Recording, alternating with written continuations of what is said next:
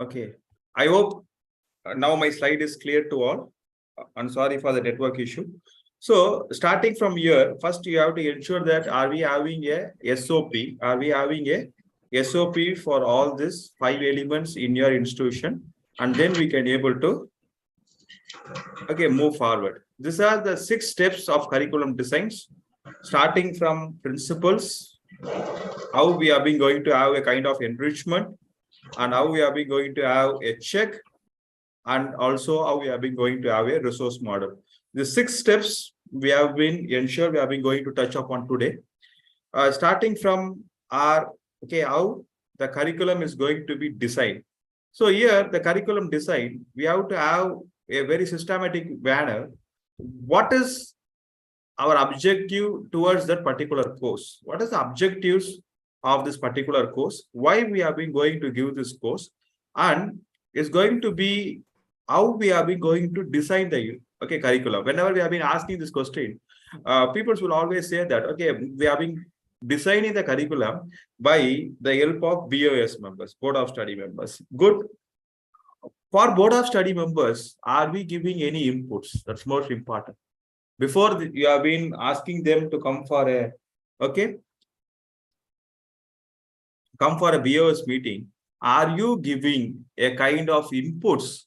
Are you having a curriculum research committee to ensure that there should be a proper research should be done, and a report has to be submitted to your BOS members? Based upon that, you are going to design the curriculum. So for this, my dear friends, my dear educators, you ensure that how the curriculums are framed. Because if you have been coming from an affiliating college, you can able to ask us, we have been not having a proper scope of our curriculum design. Why not? You can always ensure that you can able to design your certification course and value-added courses. Is it right? So we have been having a ample amount of time and ample amount of opportunity to ensure that the proper curriculum has been designed. So whenever you have been going to design a curriculum, the first thing is there should be a proper input from various stakeholders, starting from students, starting from alumni, starting from the professionals, starting from national, starting from international experts, and also from the industrial experts. So you have to ensure that how we are going to cater, because it is not a process of 1 week or 2 weeks. At least it requires a process of 3 months to ensure that if you have been going to update a particular course itself, if you have been going to introduce a particular program, you imagine that how much amount of time and how much amount of teamwork has to be there while you are going to decide a particular curriculum for a program. And also you have to ensure that what is the POs, what is the program specific outcomes and course outcomes, and most important, professional attributes. If you have been going to ensure, if you have been going to have a curriculum design for a particular program, all these 4 components are very, very, very essential.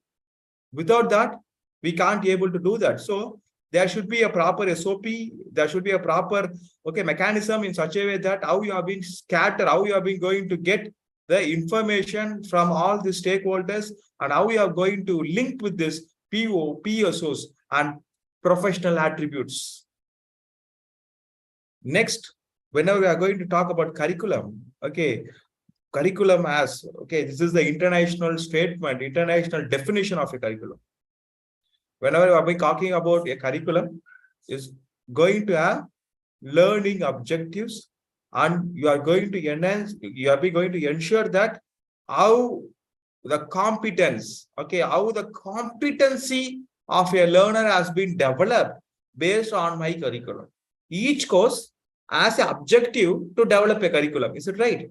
Each course, the course which I've been going to introduce is going to ensure, is going to ensure that yes, I'm having a particular competency. The competency only I will be linked here as professional attributes. Can you able to understand?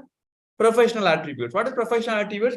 By studying this program, by applying this program, what my student is going to get the competency, how I am going to measure the competency.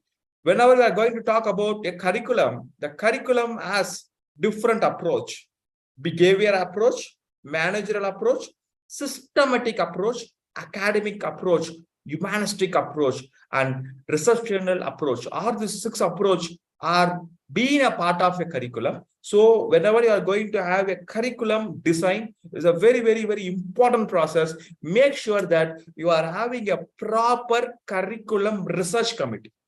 Whenever I've been going for an audit, I always ensure that, because whenever you are having a very strong team here, you can always ensure that you are going to have a very good curriculum. Okay, national competency curriculum that you can able to develop and you can able to give to your students. Next process, we are going to talk about curriculum enrichment. Okay, curriculum enrichment. How I am going to enrich my curriculum. I developed my curriculum already. How I am going to develop, or how I am going to add values or the current requirement towards my curriculum. Most probably, okay, this curriculum enrichment is being done every year, because we can't be able to revise the curriculum, okay, each year. At least the enrichment part. My appeal here, my humble submission here is, my dear educators, whenever you are going to have your BOS, okay, make sure that you are going to talk about this part, how I'm going to enrich my curriculum. Yes, curriculum has been decided, okay, it has been freezed on the previous meet itself, but this meeting, you are going to ensure that you are going to add values towards that. You are going to add values. How you are going to add values? How my students' requirement, what is the requirement of my industries, and how I am going to add values to it. It can be, okay, by not adding any syllabus in my curriculum, I can able to add the certification course related to the CO, course objective of the particular course. Okay, I hope you can able to understand. I can't able to revise my, okay, course, okay, each year. At least I have to have a provision in such a way that I can able to add a certification course related to one of the CO of the particular course, so that then and their requirement, okay, the requirement of the industry, the requirement of the current system, the value added, the cross-cutting issues. So you are able to ensure that I am giving a holistic approach, holistic development to my students towards 360-degree development of my students. And also this, okay, this curriculum enrichment is one of the very important factors which you have to understand why it is necessary and why it is required. Based on your learner's level, each learners will have their own embedded skills. I'm using a new term called embedded skill.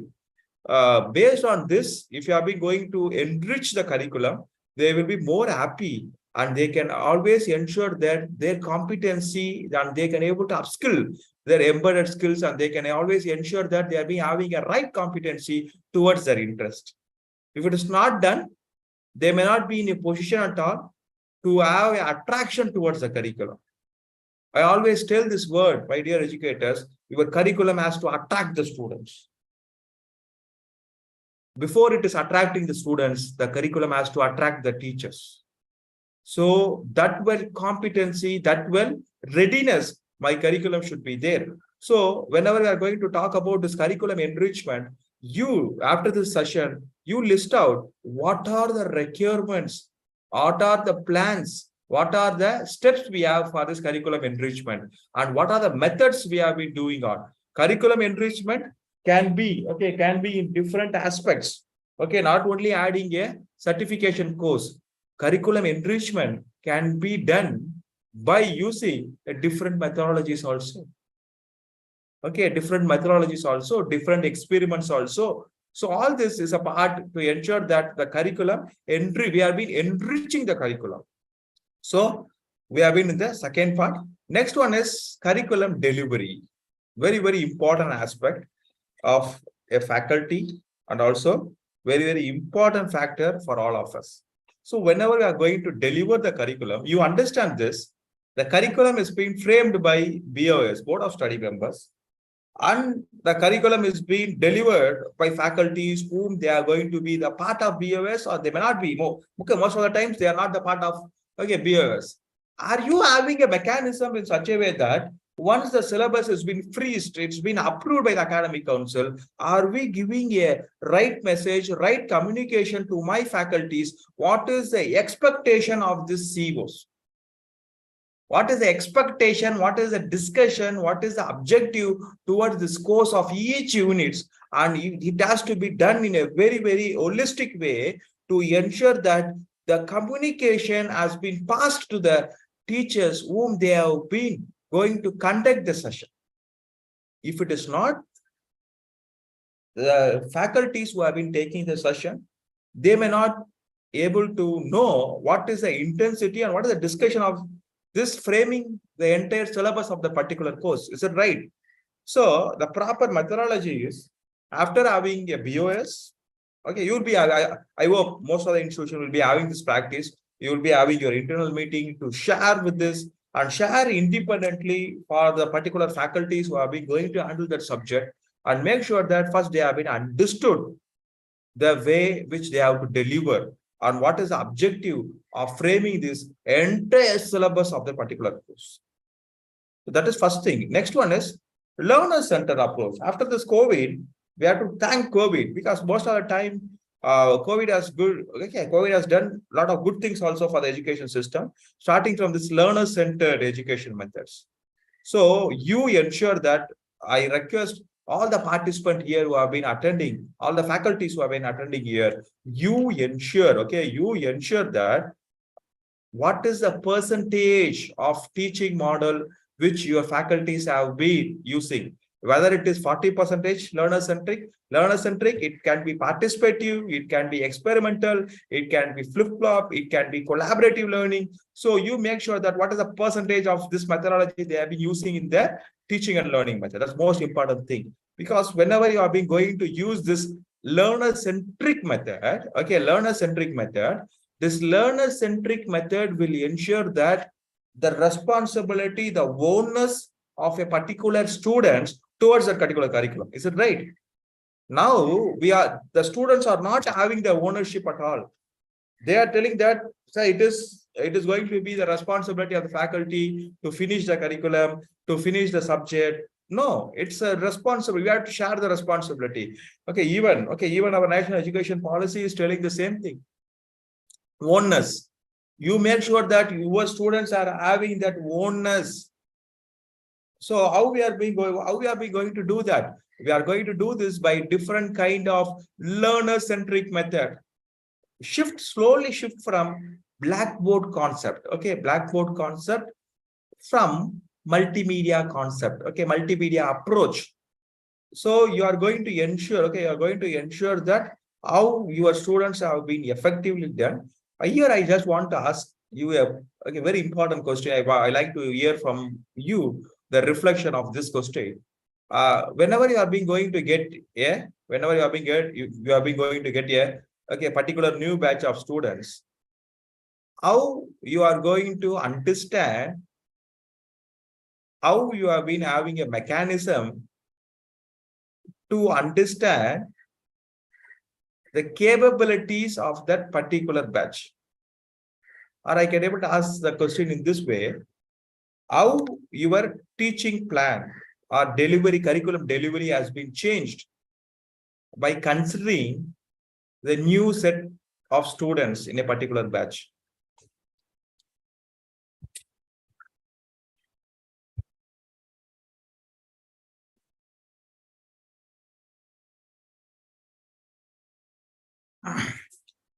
Are we changing? Are we changing our curriculum delivery model based on the different batch of students?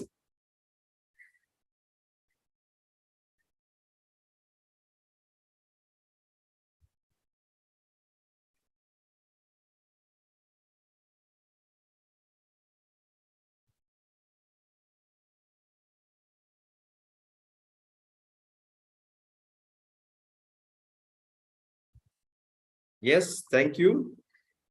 My dear friends, you have to ensure that the curriculum delivery has to be changed based on understanding the visual kinesthetic and auditory, okay, consumption of the particular batch students.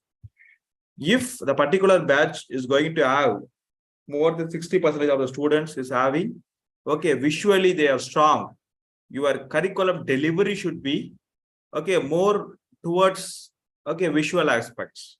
So there is several methodologies, okay, that's been used to assess your particular batch students before you are choosing this delivery method.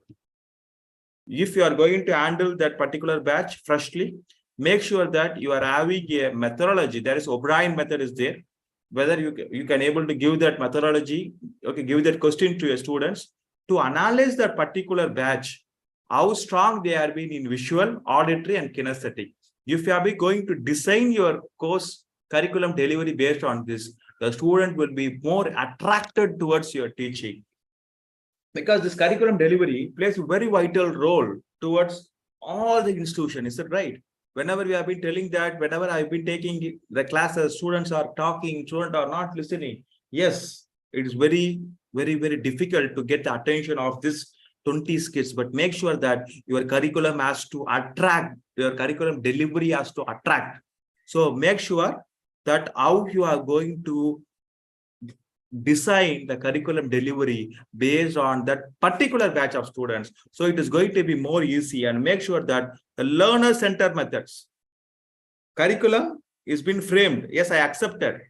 And in your curriculum framing itself, you have to ensure that how you are going to deliver this methodology also. There should be suggestions from the head of the department. It has to be, there is a suggestion, and the particular teacher has to select based on the learner's capability, what is the methodology he or she is going to use for this curriculum delivery. Very important aspect. Next aspect is curriculum evaluation. Is it right? Curriculum evaluation. How you are going to evaluate the curriculum. Is curriculum evaluation is necessary? Yes, it's more necessary. Once there should be two ways of evaluation has to be done. Starting from, okay, evaluation starting from, okay, once you have been delivered a particular unit, there should be intermediate evaluation check. And as we have been knowing this, the CO, course objective and program objective mapping should be there. And skill evaluation. Again, I'm telling that skill evaluation is not that evaluating the summative assessment. Summative assessment is not skill evaluation. For completing of each subject, okay, units or completing of each particular topic, make sure that if you can able to have a skill evaluation, that is the right method to ensure that whether the curriculum planned, the curriculum designed, whether that objective is being met or not. Skill evaluation of learners. It may be after finishing your all the units before summative assessment. Make sure that a skill, okay, a kind of skill, okay, evaluation has been done without pen and paper. Without pen and paper. Make sure that you can able to, okay, it can be a more practical way. Make sure that whether they have been understood the entire concept, the objective of that particular curriculum. So curriculum evaluation is the most aspect, and CO and PO mapping. Make sure that you have been integrating this in your academic administrative audit. Each year, you have to do it. The IQAC members, you are going to play a very vital role here. The last thing which we have been going to discuss is curriculum feedback. Yes, curriculum feedback plays a very, very, very important role for improving, okay, for improving the entire set of, okay, curriculum objectives. So it should be collected from different aspects of people's. It has to start from, okay, it has to start from my students, my alumni, okay, the industry's persons. Whenever a technical person, the competent person has been coming to your, okay, institution, make sure that they have been spending some 10 to 15 minutes to know what is the recent changes in the curriculum you made, and make sure that what are the requirement of them. Okay. Next, make sure that how well the same subject is being taught in other universities. How well the same subject has been taught in, okay, internationally. Make sure that you have been getting feedback from various stakeholders. Okay, various stakeholders. It should be done in a very, very, very essential way, starting from different point of peoples, and start, okay, getting the feedback alone, okay, is not, okay, sufficient. Once the feedback has been collected, at least 50%, okay, from each stakeholders, at least 50%, you have to get a feedback and make sure that the feedback has been analyzed. Proper analysis has to be done by our IQAC team, and IQAC team has to present this in the IQAC minutes, and the IQAC team has to take a proper action plans also based on the feedback. Nowadays, make sure that most of the institution, okay, some of the institution have been come forward to use, okay, to get the feedback in a kiosk system itself. So make sure whenever we have been going to get a lot of feedbacks, it's always good that we can able to keep on improve our, okay, the curriculum towards the global requirement. So make sure that you have been doing this part to ensure that you have been attracting, okay, you have been attracting your students, and you have been attracting the entire, okay, students fatality, because once you have been going to attract your students, is going to be most useful for our society and also towards the goodwill of all. Thank you for this wonderful opportunity, and if you have any doubts, always you can able to put in the chat box.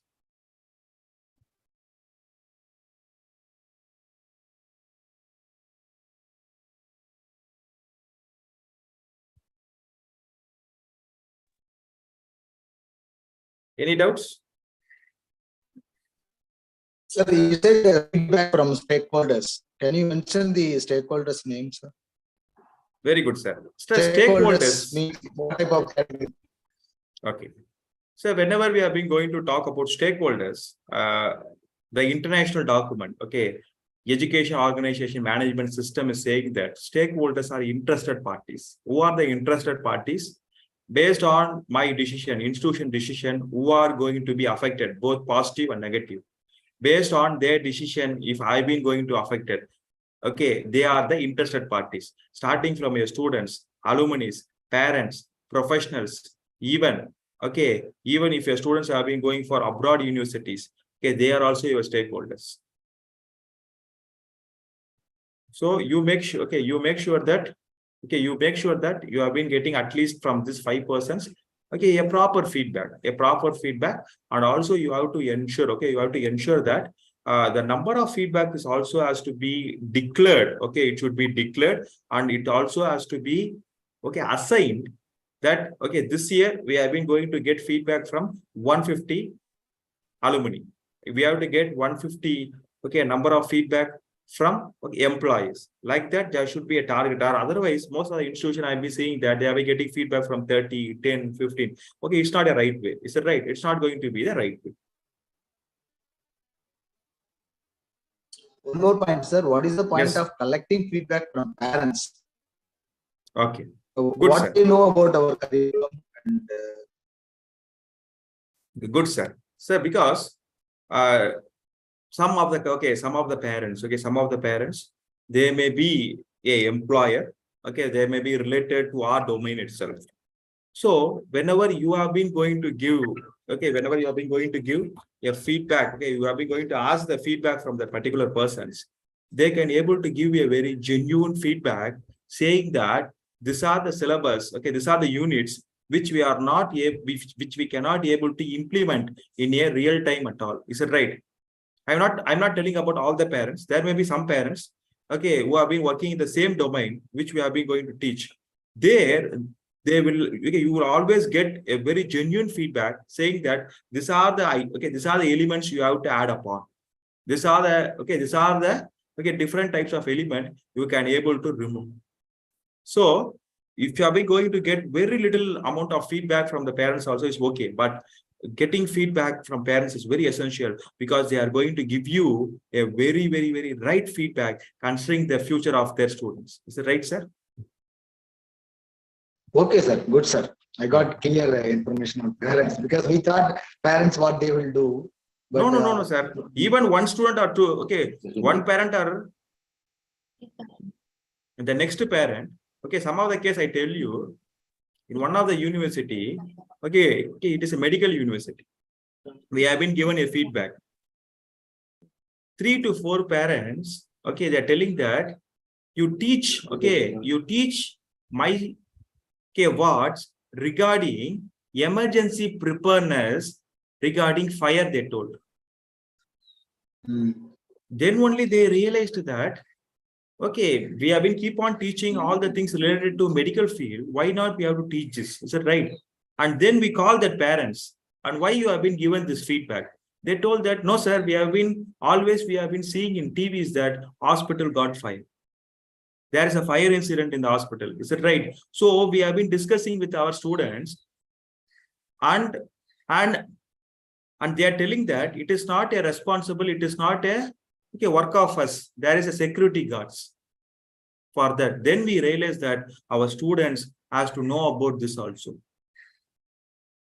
So you can able to get lot of things whenever you have been going to get your feedback from your students. Okay, getting feedback are a bit tough from the stakeholders. So I will give you a very easiest form of getting the feedback from the different stakeholders. Always make sure that it is being online. Okay, I have a kiosk system like this. Okay, I have a tab like this. Okay, whenever a professional is coming, to your institution, have a 2 to 3 minutes of video. Okay, showing that what is the curriculum enrichment, what is the curriculum you have. He or she can able to see that and fill it the online itself. The pen and paper, it won't work. Make sure that you can able to digitalize. And also thank you for this wonderful opportunity. And we can able to meet and we can able to meet on the coming days and coming months. And if you have any doubts, always you can able to write to our center ISD. The main objective of the session is to ensure that we have been doing and we have been creating a very good society towards the enrichment of our students and spreading the quality education for all, the UNESCO's 4th goal, sustainable development goal. Thank you, and thank you all for this wonderful opportunity. Thank you. Thank you for an excellent presentation, sir. Thank you so much. Dear participants, thank you for your support and active participation. Now we have shared the feedback link for the certificate in chat box.